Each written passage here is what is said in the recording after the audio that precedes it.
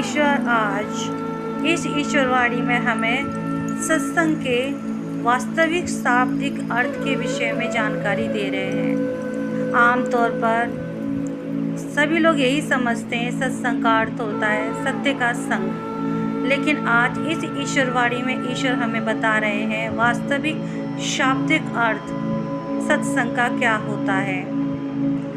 ईश्वर कहते हैं सत्संग का अर्थ ये नहीं कि ऋषि मुनि या ज्ञानी व्यक्तियों के साथ बैठना, उनकी बातें सुनना और उसके बाद घर चले जाना, या फिर कुछ ज्ञानी व्यक्तियों का सानिध्य हासिल करना, ये सत्संग नहीं होता।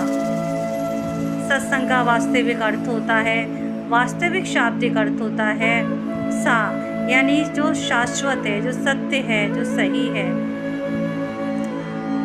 तत्व यानी जो शाश्वत तत्व है, जो सही है, जो सच है, वो तत्व।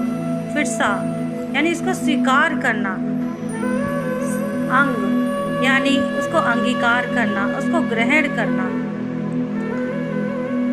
इसका अर्थ होता है सत्संग। यानी वो शाश्वत सत्य रूपी तत्व स्वीकार करना।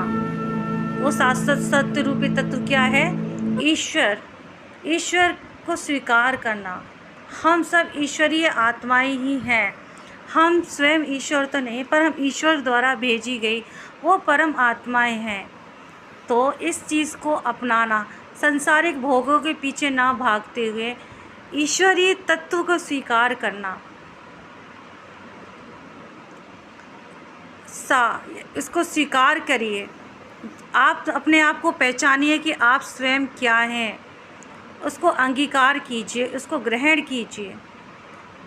सत्संग का अर्थ ये ना समझिए कि ढोल नगाड़े बज रहे हैं, भक्ति हो रही है, भजन हो रहे हैं, या चंद महापुरुषों की सभा में आप बैठ गए और उनकी वाणियों को सुन रहे हैं। ये सत्संग नहीं होता।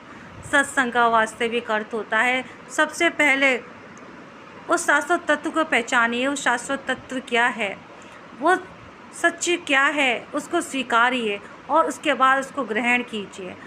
हम सभी जीव उस परम तत्व की देन है। इस बात को पहचानिए। उस परम तत्व का ही एक अंश है। इस सत्य को पहचानिए, इसको स्वीकार कीजिए। संसारिक भोगों के पीछे ना भागकर सिर्फ उतना ही ग्रहण कीजिए जितना आवश्यक है और मोक्ष की तरफ बढ़िए। यही सत्संग है।